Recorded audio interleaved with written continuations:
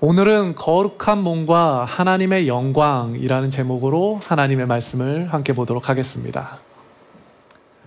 하나님께서 세상을 창조하실 때 아담을 창조하셨죠. 그리고 그의 갈빗대를 취해서 누구를 창조하시죠? 하와를 창조하십니다. 그리고 하나님께서는 결혼을 통하여 남자와 여자가 한 몸을 이루도록 세상의 질서를 디자인하셨어요. 그래서 인류는 한 몸을 이루어 서로를 돕고 창조 세계를 다스리는 존재로 세워지게 된 것입니다. 이것이 하나님의 계획이죠. 하지만 첫 번째 아담은 죄로 인해서 이 계획에 실패하게 됩니다.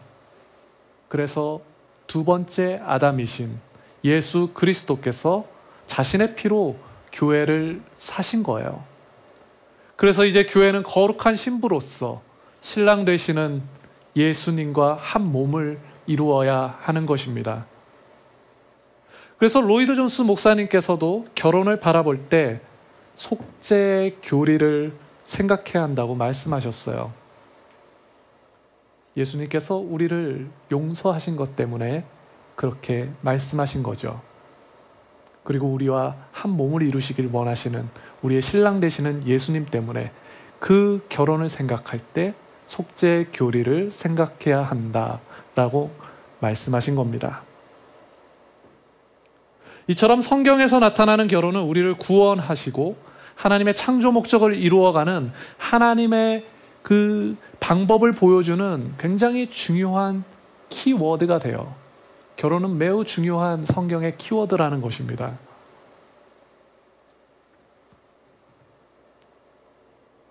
그래서 첫 번째 아담이 실패했던 그 하나님의 계획을 예수님이 교회를 통해 완성하게 되는 것이죠. 교회와의 결혼을 통해서 말입니다. 이러한 점에서 그리스도의 몸된 지체로서 성도가 한 몸을 이룬다는 것은 성경 전체에서 두 가지 의미를 가집니다. 하나는 예수님과 연합하는 것이고 또 다른 하나는 성도가 성도와 함께 성도 간의 연합을 말하는 거예요.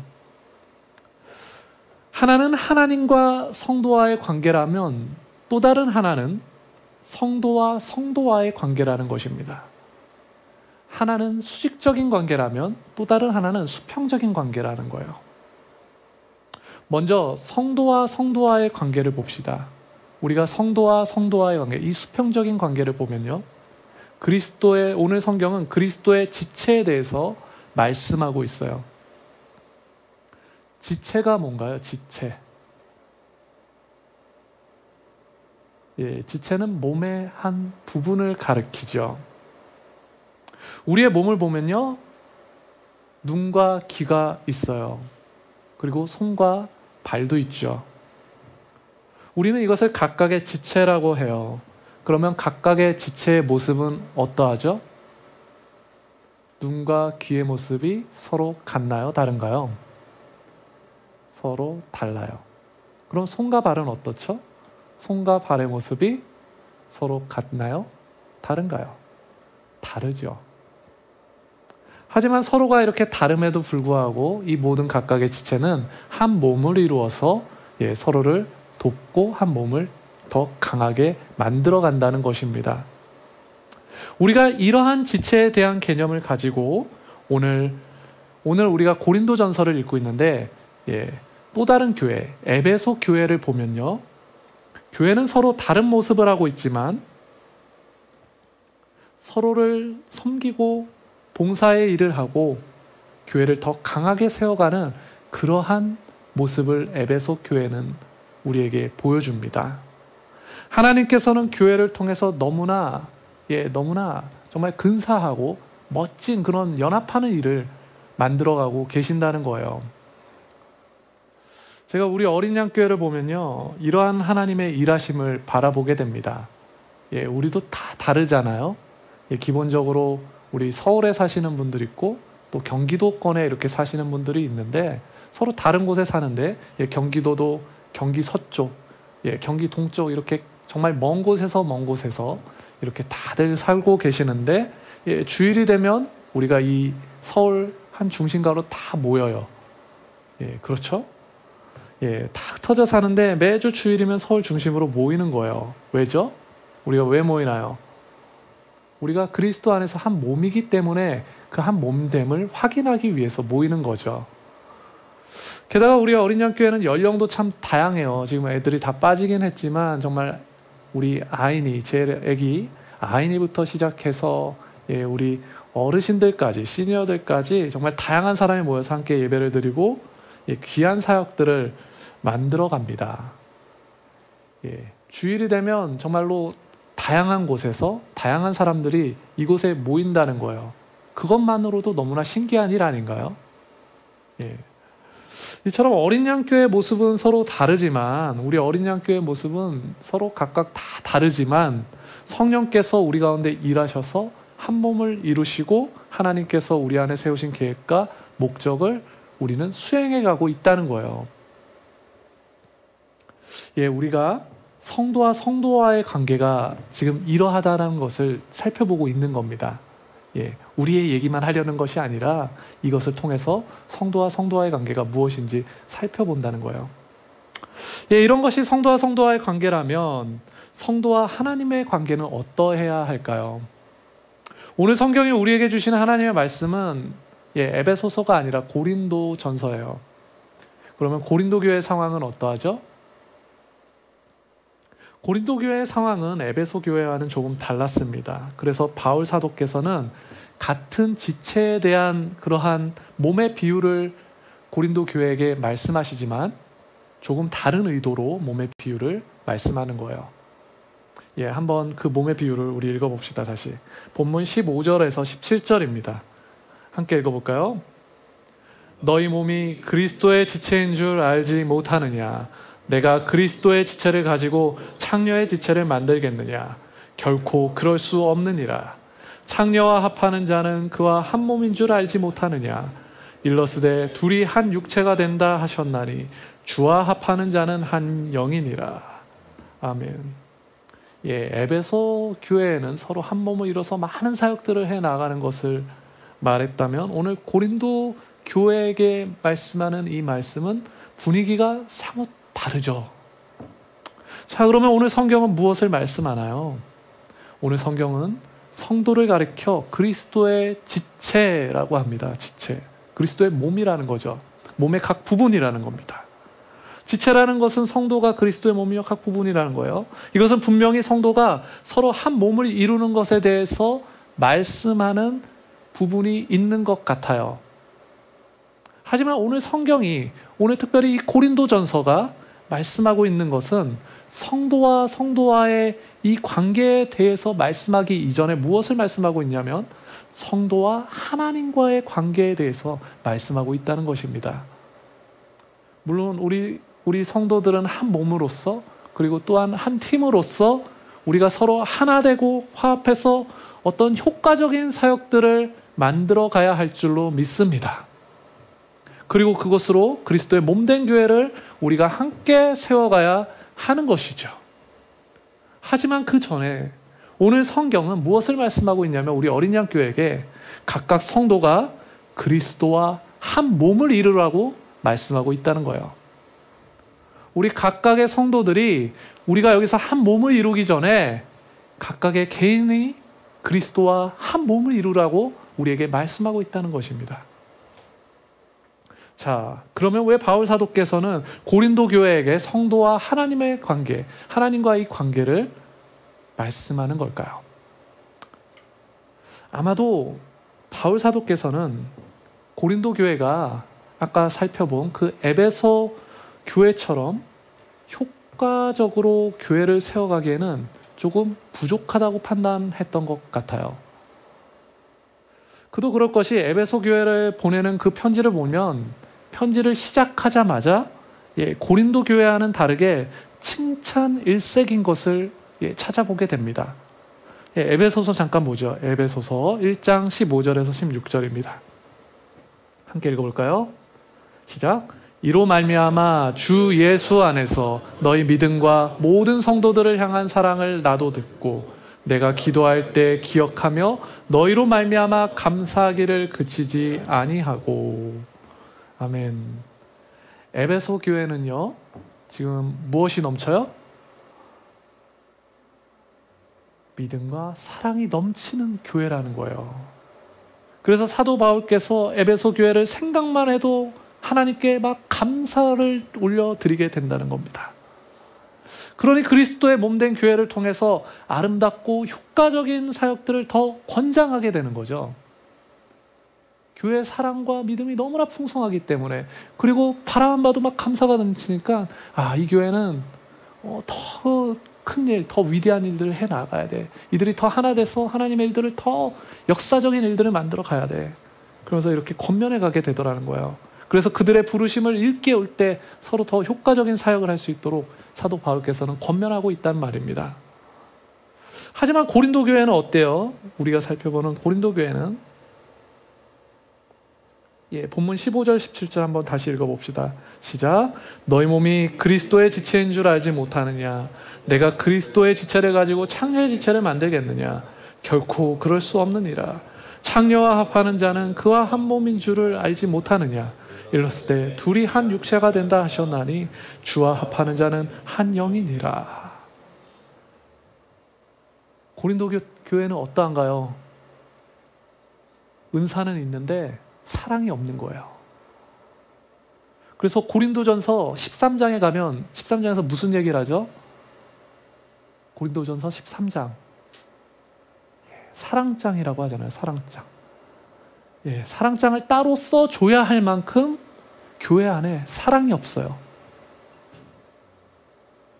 그리고 이 교회는 문제도 또한 많습니다. 서로 비방하고 다투고, 우리가 쭉 살펴본 것처럼 세상 법종에서 그로 인해서 다투고 세상에 나가서 망신을 당해요.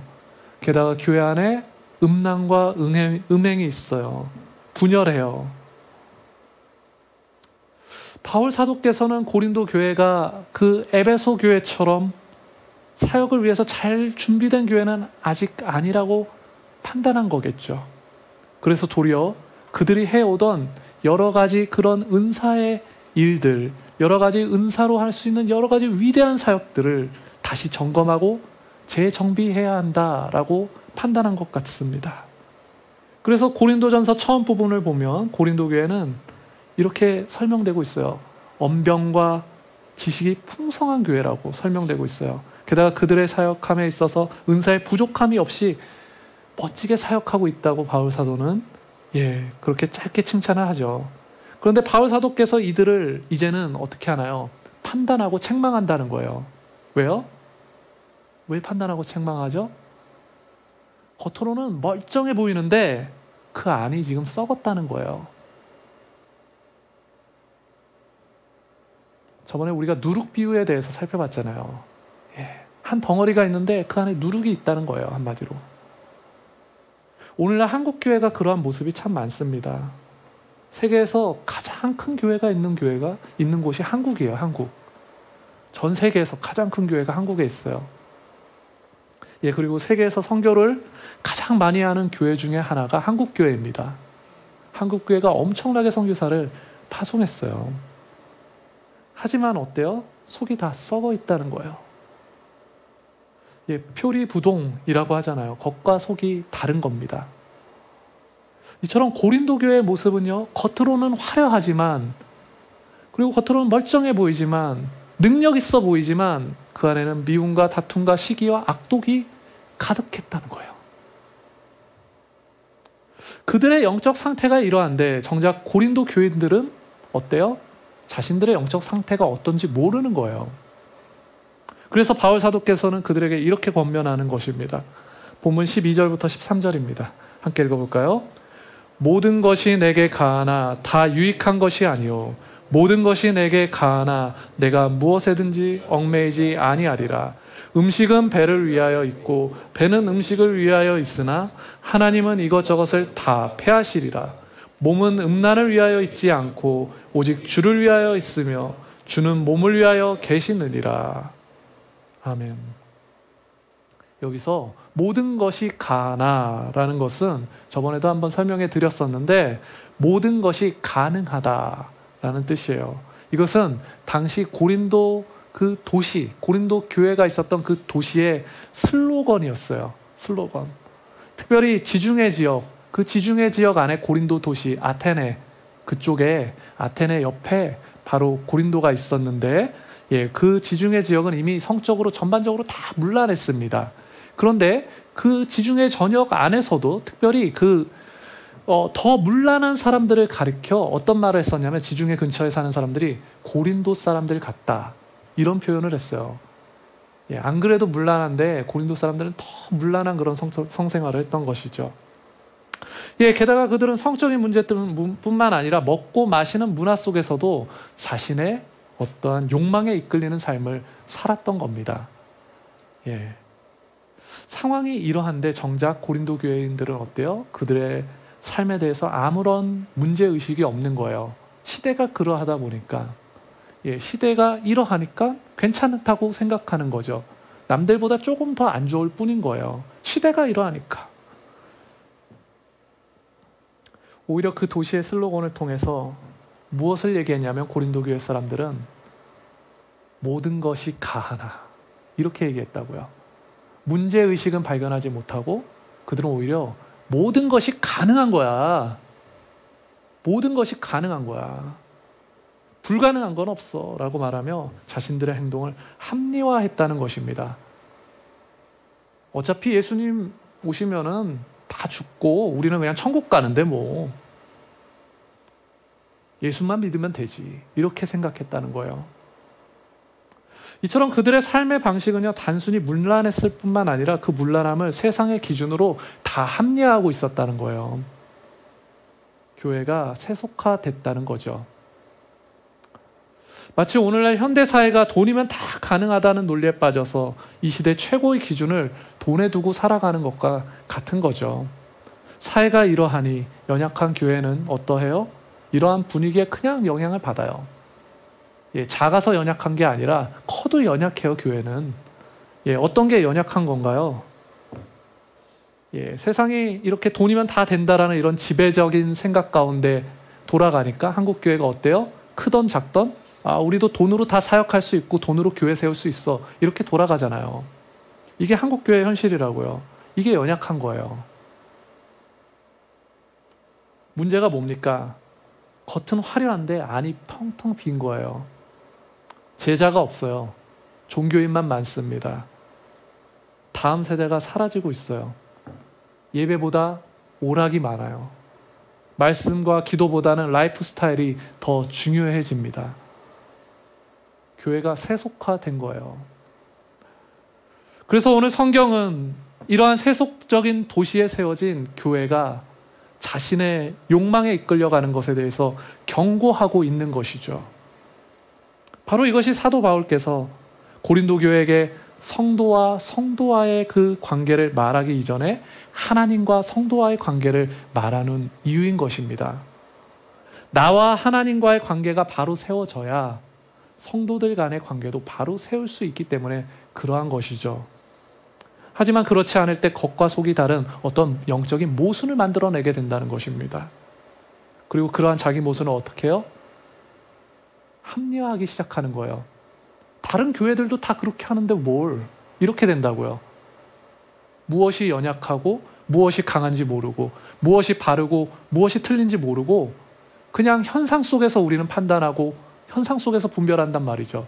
말씀으로 시작하지 않는다는 거예요.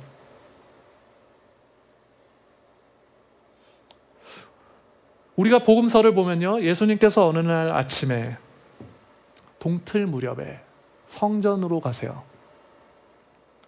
그런데 사람들이 그 아침부터 동틀 무렵, 그 새벽이죠, 한마디로. 그 새벽에 예수님께 가르침을 받고자 예수님 앞에 쫙 모여듭니다. 생각해 보세요. 예수님이 한마디로 새벽 기도에 오신 거예요. 그러니까 사람들이 어떻게 알고 그 새벽 기도에 다 몰려든 겁니다. 생각만 해도 정말 멋진 장면 아닙니까? 그런데 그 장면을 깨는 이들이 있었으니 바리새인들과 서기관들이 이때 나타나서 음행한 여인을 한 명 끌고 오는 거예요. 그리고 예수님께 물어요. 예수님, 모세율법엔 가늠한 여인을 돌로 치라고 했는데 선생님은 이 여인을 어떻게 하시겠습니까? 그래서 예수님께서는 어떻게 하시죠? 이렇게 대답하십니다. 너희 중에 죄 없는 자가 먼저 돌로 이 여인을 치라. 그러자 이 말을 들은 사람들은 어떻게 해요? 그 자리를 다 떠나게 됩니다. 한마디로 죄 없는 자가 없었다는 거죠. 그러면서도 그 여인을 정죄하고 있었다는 거죠. 그곳에는 오직 예수님과 그 여인만 남게 됩니다. 성경은요, 이러한 결론을 통해서 인간의 자기 모순을 우리에게 보여주고 있는 거예요. 성경은 우리에게 자기 모순에 빠져서 자기의 일을 어떻게 합리화하고 자기의 일에 정당성을 부여하는 사람들을 지금 보여주고 있단 말입니다. 성경은 그 자리에 누가 남았다고 했죠? 그 자리에 누가 남았습니까? 예수님과 그 여인만 남았다고 해요. 이 말은 단순히 예수님을 대적하던 바리새인과 그 서기관만 자기 모순과 합리화에 빠져 있었던 것이 아니고 새벽부터 예수님을 만나고 싶어 했고 예수님께 가르침을 받고 싶어서 성전에 나왔던 그 모든 사람들도 그들과 다를 바 하나도 없었음을 우리에게 보여주고 있다는 말이에요.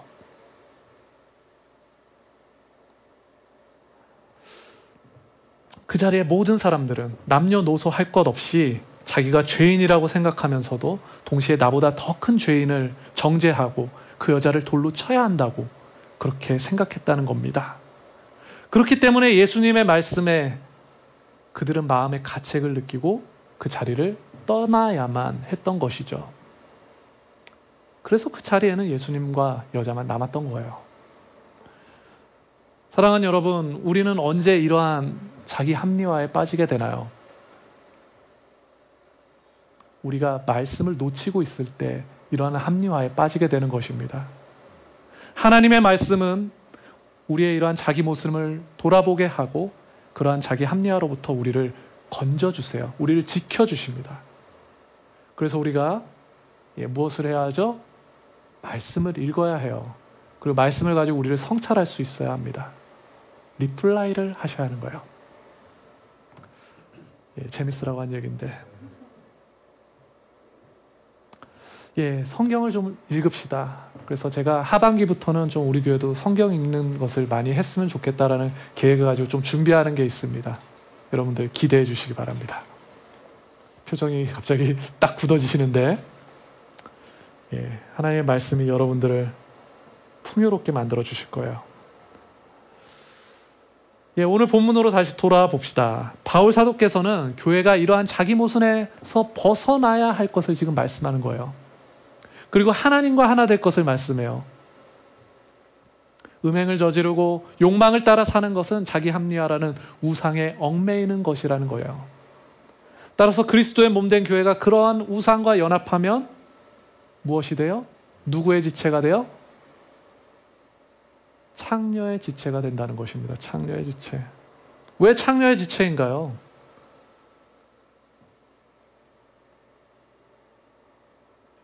그리스도의 몸된 교회는 예수님이라는 참된 신랑이 있기 때문에 창녀의 지체라고 말하는 거예요. 우상을 섬기는 것을. 그분의 뜻을 따르지 못하고 자기 모습과 합리화 속에서 살아가는 것은 간음하는 행위라는 것입니다. 그래서 창녀의 지체라고 하는 거예요. 그렇게 교회는 창녀가 아니라 신랑 되시는 예수님과 합해서 거룩한 신부로 살아가야 하는 것이죠. 우리가 기억해야 할 것은 뭐냐면 앞서 예수님 앞에 끌려왔던 그 여인은 죄가 없는 무고한 여인이 아니었다는 겁니다. 그 여인의 죄는 행음이었어요. 행음. 성경은 그녀가 행음 중에 잡혀왔다라고 기록해요. 한마디로 현행범이었다는 거예요. 현행범. 그런데 이상한 것은 함께 행음한 남자는 보이지 않아요. 오직 그녀만 행음한 여인으로 행음죄로 잡혀온 겁니다. 남편도 없는 것 같아요. 그녀를 보호해주고 지켜주고 변호해줄 사람이 없는 거죠. 그녀는 실제로 현장에서 붙잡힌 그냥 현행범이었어요. 그렇게 그녀의 운명은 당시 기준으로 돌에 맞아 죽는 투석형에 처해져야 했던 것이 사실은 마땅했다고요. 하지만 우리는 이 이야기를 통해서 무엇을 보게 되죠? 예수님께서 어떻게 이 행음한 여인의 신랑이 되어주시는지를 우리는 보게 되는 겁니다. 아무도 변해주지 않고 그 밤에 함께 사랑을 나눈 남자에게도 버려진 채, 그렇게 된 채 이제 돌에 맞아서 죽게 될 이 여인에게 예수님께서는 끝없는 사랑과 용서를 나타내시는 거예요. 그래서 사실상 예수님은 신랑을 대신하여서 이 여인을 보호해주고 그녀를 용서해주고 예수님만이, 오직 주님만이 그녀의 참된 신랑 되신다는 것을 나타내신다는 겁니다.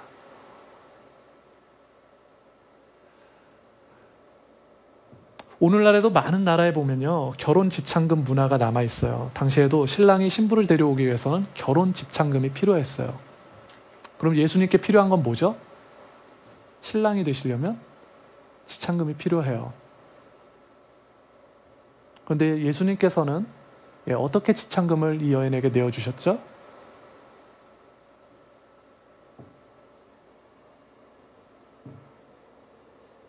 주님께서는 그 여인을 신부 삼기 위해서 그 지창금으로 자기 자신을 십자가에 내어주신 거예요. 그녀가 맞아야 할 돌에 대신 맞고 그녀의 죽음을 십자가에서 대신 갚아 주신 것이죠. 그래서 우리는 속량이라는 단어를 쓰는 것입니다. 이러한 이유로 바울 사도께서는 행음하는 고린도 교인들에게 지금 그들이 얼마나 큰 사랑을 받고 있는 신부였는지 다시 한번 일깨워주고자 한단 말이죠.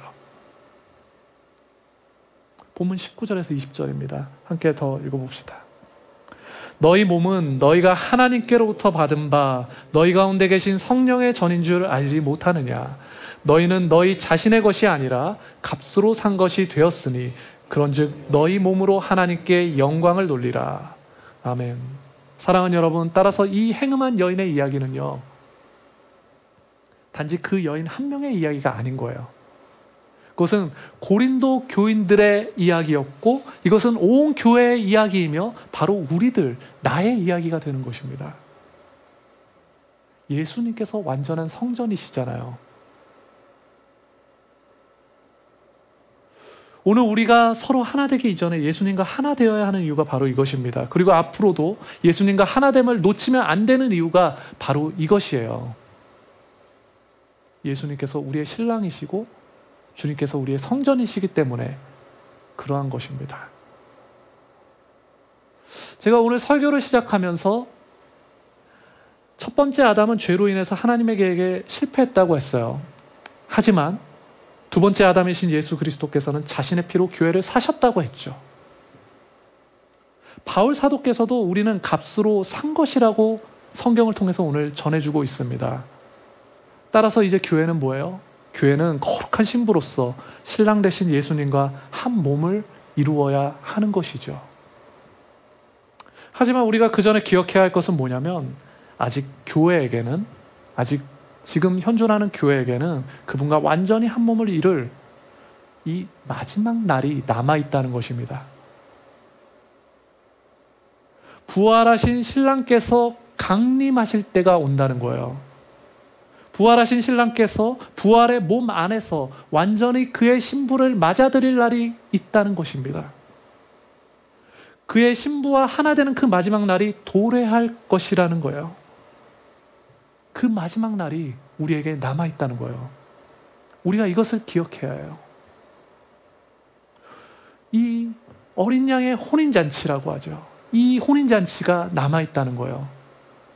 주님 우리를 신부로 택하셨어요. 우리는 그 혼인식을 위해서 기다려야 하는 신부라는 말이에요. 교회는 온 인류의 역사상 최고의 날이 아직 우리에게 도래하지 않았다는 것입니다.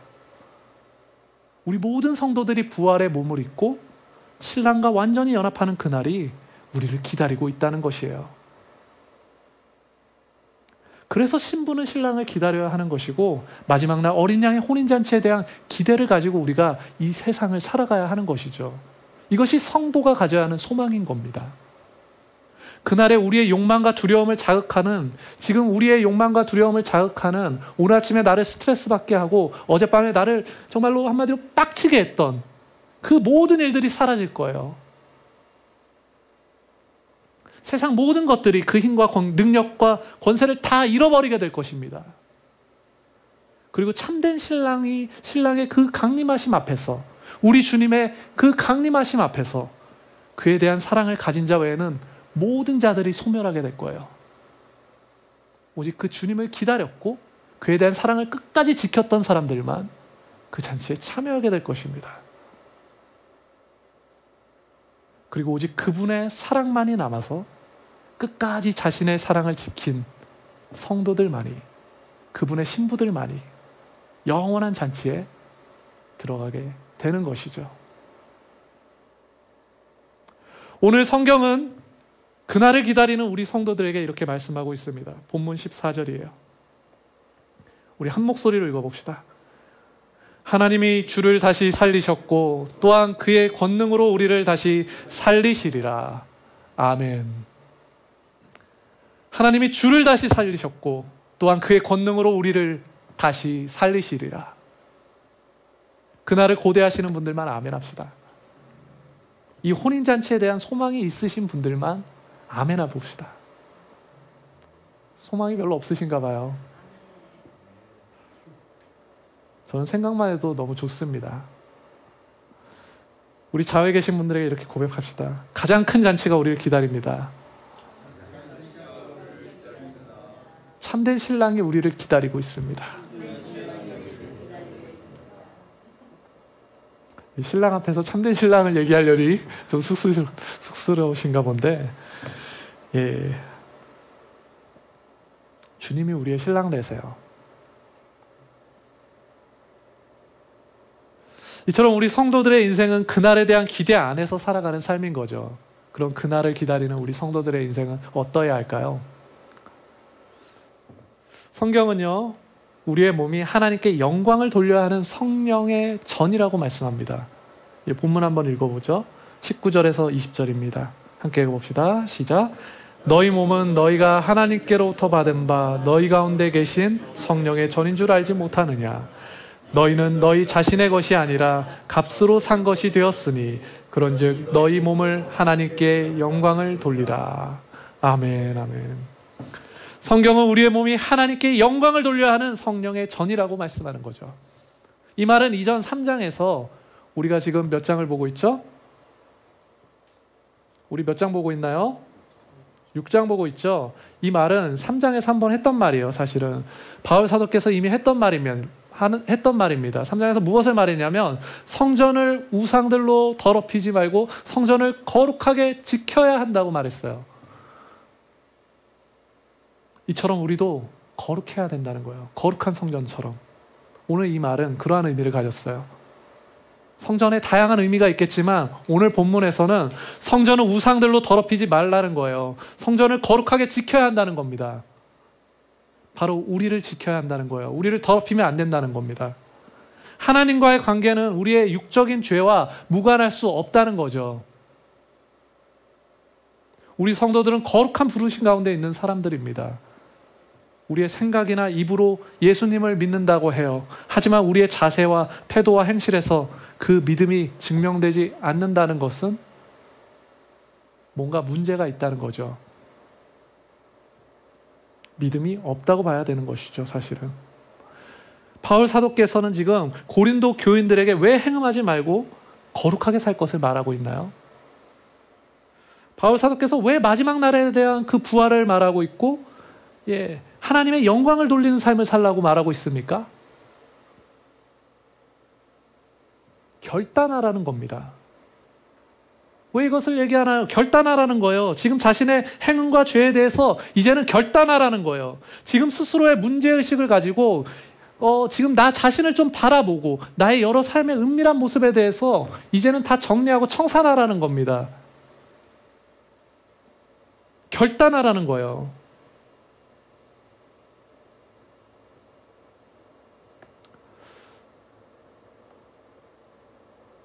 예수님께서는 또 다른 날에 어느 날 성전에 또 가셨어요. 이제는 낮에 가셨습니다.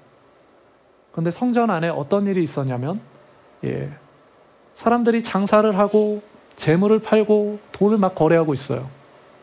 그래서 예수님께서는 대노하시면서 장사치들을 다 쫓아내고 그들에게 아버지의 집을 장사하는 곳으로 만들지 말라고 하세요. 이와 마찬가지로 오늘 본문에서, 고린도전서 본문에서 바울 사도께서는 뭘 얘기하시죠? 그리스도의 지체를 가지고 창녀의 지체를 만들지 말라고 하는 겁니다. 따라서 오늘 성경이 우리에게 말씀하고 계시는 것은 선명해요. 여러 얘기가 없어요. 더 이상 고린도 교회와 같이 세상에 끌려다니는 삶을 살지 말라는 것입니다. 교회 구성원 각자가 하나님과의 관계 안에서 신실하게 행하라는 거예요. 신실하게 행동하라는 겁니다. 거룩한 교회로 세워져야 한다는 거예요. 사랑하는 여러분, 하나님께서 그날이 도래하기까지 우리 교회들에게 사명을 맡기셨어요.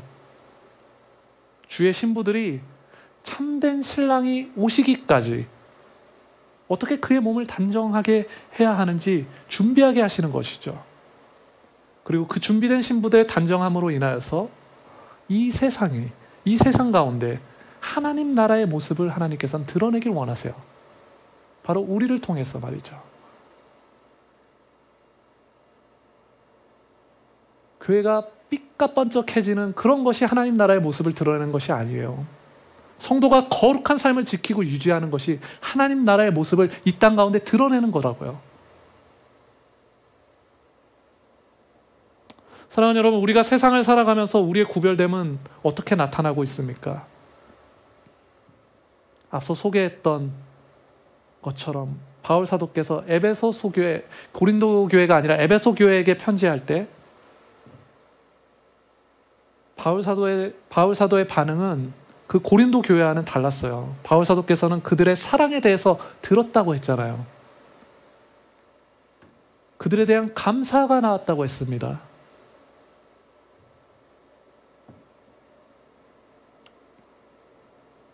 하나님의 교회가 이 땅 가운데서 구별됨이 나타나면 그들에 대한 사랑이 들리게 되는 거예요. 세상 가운데로. 그리고 그리스도인들끼리 그들을 바라보며 감사하게 되는 거죠. 하나님께. 하나님의 교회가 정말로 세워지고 있구나를 확인하게 되니까. 우리가 하나님을 사랑하고 서로 사랑하면 그것은 다른 사람들에게 들려지게 된다는 것입니다. 이것이 성경의 가르침이에요. 그리고 그 일로 우리가 서로를 바라보며 감사하게 되는 거죠. 주님, 하나님의 교회가 세워지고 있네요.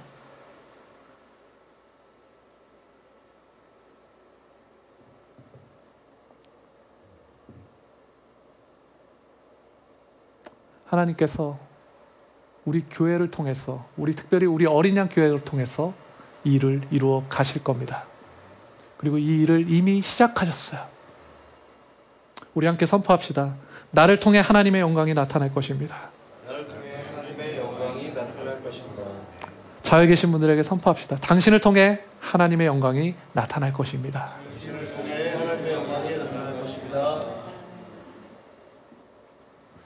성경은요, 죄에 대한 우리의 결단과 하나님의 영광에 대한 헌신이 있을 때만 비로소 교회는 사람들과의 관계에서도 분명한 영향력을 나타낸다고 말씀하고 있습니다. 그리고 주께서 우리를 사랑하신 것처럼 우리 또한 서로를 사랑하는 자리를 살아가게 되는 것을 말씀하고 있습니다. 사랑하는 여러분, 성경이 전해주는 비전을 가지세요. 내 삶에 비전이 있음을 기억하십시오. 우리 본문 19절, 20절 한 번 더 읽어봅시다. 시작. 너희 몸은 너희가 하나님께로부터 받은 바 너희 가운데 계신 성령의 전인 줄을 알지 못하느냐. 너희는 너희 자신의 것이 아니라 값으로 산 것이 되었으니 그런즉 너희 몸으로 하나님께 영광을 돌리라. 아멘. 사랑하는 여러분, 성경이 전해주는 비전을 가지십시오. 이 비전은 우리의 실제하는 삶이 될 거라는, 이 비전이 우리의 실제하는 삶이 될 거라는 사실을 기억하십시오. 우리의 몽상이 아니라, 마지막 날에 이루어지는 것이 아니라 하나님 우리에게 이것을 요구하고 계시고 이것을 이루어가길 원하시고 이것에 대해서 가장 적극적으로 우리를 격려하고 계세요. 이것을 거부하고 있는 것이 있다면 그것은 우리 자신이죠. 이 부분에 대해서 마음을 여십시오. 하나님을 바라보세요. 거절하지 마십시오. 하나님을. 하나님 우리에게 선명하게 얘기하고 계세요. 성경 전체를 통해서. 그리고 그 아들까지 내세우셔서 우리에게 다 보여주셨습니다. 이 비전은 이루어질 수 있는 비전이에요. 성경은 분명한 비전을 우리에게 말씀해 주시고 그 성취를 말씀해 주셨습니다. 그 모든 성취를 통해서 하나님께 영광을 돌리라고 말씀하고 계세요. 영광을 돌리는 삶을 살라고 명령하시잖아요. 주님 오시면 그때 살아 이걸 얘기하고 계시지 않죠. 지금 살라고 말씀하세요.